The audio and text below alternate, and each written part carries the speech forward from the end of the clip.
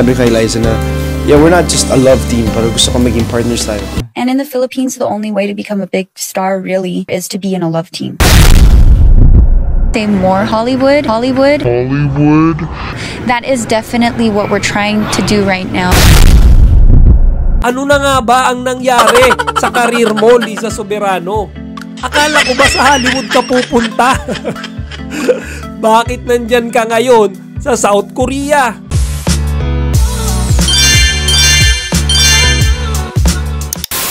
Magandang araw mga kachika. Rigel po ulit ang inyong Chika Patrol. Ang topic natin ngayong araw mga kachika ay kung ano na nga ba talaga ang nangyari sa karir ni Liza Soberano. Kilala naman natin siya mga kachika bilang isang aktres na may pinaka-successful na karir sa industriya ng Philippine showbiz. Itong nakaraang araw kasi mga kachika, no, habang nagbabrowse-browse ako ng mga latest at trending na news, napapansin ko laging lumilitaw etong mga promotion ni Liza Soberano sa kanyang bagong YouTube series sa Korea na pinamagatang Liza in Korea. Ngayon, tinignan ko siya mga kachika binasa ko yung detalye. Napag-alaman ko na etong travel series vlog na to ginawa ng JJ Global Group sa Korea. Tapos meron din siyang around 15 episodes yata. Yung objective siguro nila dito maipromote yung mga popular na tourist attraction sa South Korea. Saka introduce na rin sa buong mundo kung ano nga ba yung culture and traditions ng bansa nila. Alam ko rin yung may-ari ng channel na yan kaibigan ni Dr. Vicky Bello. Tapos naghahanap talaga sila ng Filipino endorser na mag-host dun sa YouTube channel nila. At kaya siguro naisipang kunin ng mga Koreanong to si Liza kasi nirecommend siya nung kaibigan nilang si Dr. Vicky Bello. Tapos mga kachika mapapanood siya sa PHH TV sa YouTube. Ano yan? Korean channel yan mga kachika. Actually gumawa ako ng ng content dito sa website ko. Ilalagay ko sa description yung detalye tungkol sa vlog na to ni Liza Soberano. At matapos ko ang basahin yung mga detalye dyan mga kachika, napunta ako sa number 1 question ngayon ng mga tao, partikular na yung mga Lizken fans. Ano na nga ba ang nangyari sa karir mo, Liza Soberano? Akala ko ba sa Hollywood ka pupunta? Bakit nandyan ka ngayon sa South Korea? Diba parang kung iisipin natin mga kachika, ang dami niyang iniwan dito sa Pilipinas. Unang-una niyan dyan si Enrique Hill.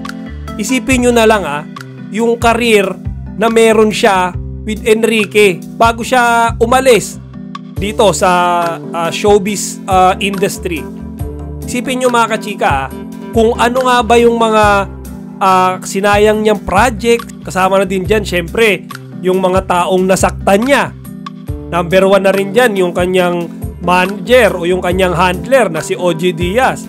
Mga kachika, tatapatin ko na kayo hindi naging maganda ang exit ni Liza Soberano sa showbiz industry dito sa Pinas. Sa mga interviews, pinalabas niya na lahat ng role na ibinigay sa kanya sa pilitan.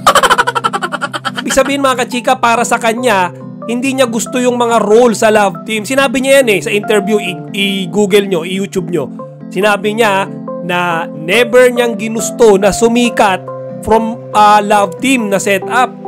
Sinabi niya na gusto niyang sumikat by her own. Na gusto niya sumikat from her own personality. Ayaw niya sa mga love team nila ni Enrique. Ayaw niya dun sa Lizken na love team. Ngayon sinasabi niya na yung mga project na ibinigay sa kanya ng ABS-CBN na nagpasikat sa kanya, nagpayaman sa kanya, nagbigay sa kanya ng pera para mapili yung gusto niya or kailangan niya para sa kanya at sa family niya.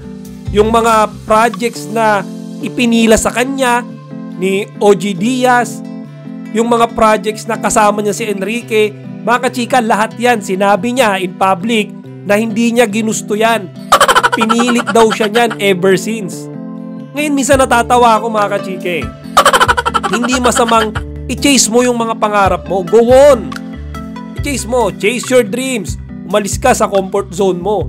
Pero sana doon naman sa point na wala kang maagrabyadong tao, wala kang masasaktang tao. Mga kachika, at ngayon natatawa ako eh. Kasi, natotoo lang ha, ini-expect ko sa ginawa niyang big move na pag-alis dito sa showbiz industry sa bansa, pupunta siya dun sa career na mag-grow siya ng times 10, times 100 bigger nang meron siya sa kasalukuyan. As mga kachika, napunta siya sa South Korea. Doon siya ngayon magpapakilala from scratch sa mga taong saka mismo nagsabi sa kanya mismo nang galing. Meron silang language barrier nung mga katrabaho niya doon, nung mga audience niya doon. Hindi sila magkaintindihan eh. Hindi siya marunong magsalita ng Korean. Di ba nakakatawa? Dito, mga kasama mo sa trabaho, Pinoy, Tagalog kayo, native and root language natin, Filipino. Kasama mo sa katrabaho, di ba napaka-komportable magsalita kapag ang kausap mo kapwa mo Pinoy.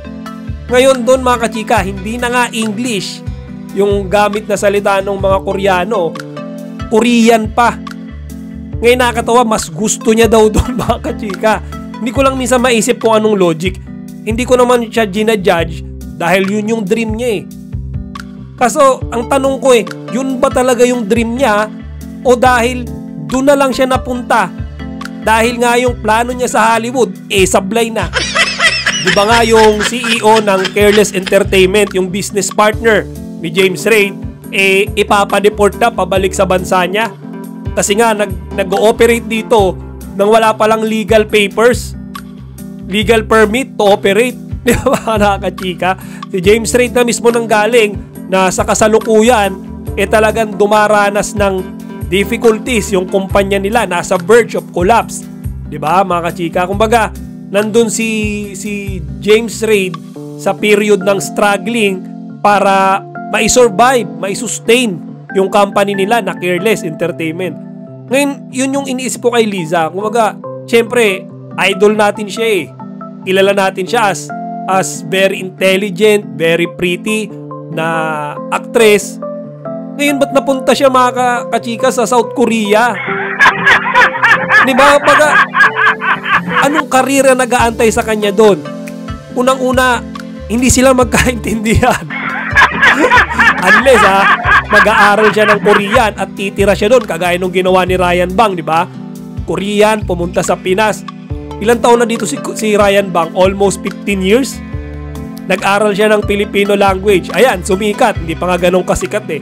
Kumbaga, average na fame pa lang na meron si Ryan Bang ngayon dahil nakakapag-host siya sa Showtime. Ngayon, opposite naman, Filipino papunta sa South Korea. Ano nag-aantay ngayon kay Liza Soberano? Nasaan na yung Hollywood? Nasaan na yung pinagmamalaki nila na dahilan kaya niya iniwan si Enrique Hill na pobreng niya lang. Iniwan sa ere na ang alam ko ang totoo wala na talaga sila pero kino-cover up nila para lang iwasan yung pambabash ng mga tao. Pinalalabas nila na okay sila pero wala naman silang direct na pag-amin na sila pa rin talaga. Kumbaga parang pang front na lang na sila pa. Para lang yun nga yung mga tao ikiligin pa rin sa kanila. Siguro safety net nila kung sakaling gustong bumalik ni Liza Soberano. Yung Lisken fans nandyan pa rin, nakaabang. Yan, yun yung tingin ko mga kachika. Ngayon tatanungin ko kayo. Kumbaga, opinion nyo rin. Ano ba sa tingin nyo? Tama ba itong ginawa ni Liza Soberano na dahil pumalya na siya sa Hollywood, pupunta siya ngayon sa South Korea?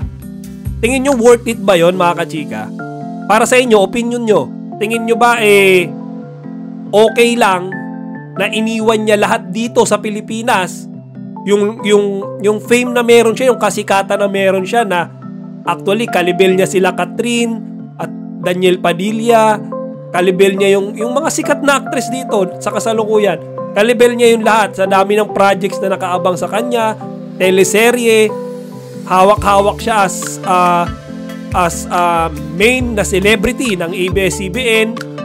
Iniwan niya lahat yun na nagkaroon siya ng pangit na relationship ngayon kay OG Diaz at sa iba pa niyang mga iniwan siguro ng mga kaibigan. Hindi siguro lahat, pero sigurado may nagtampo sa kanya dyan.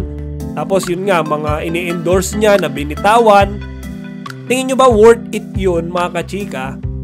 Tapos ipinalit niya, ngayon eto meron lang siya na YouTube vlog sa South Korea na hindi sila magkaintindihan ng mga tao doon. It's up to you, mga kachika.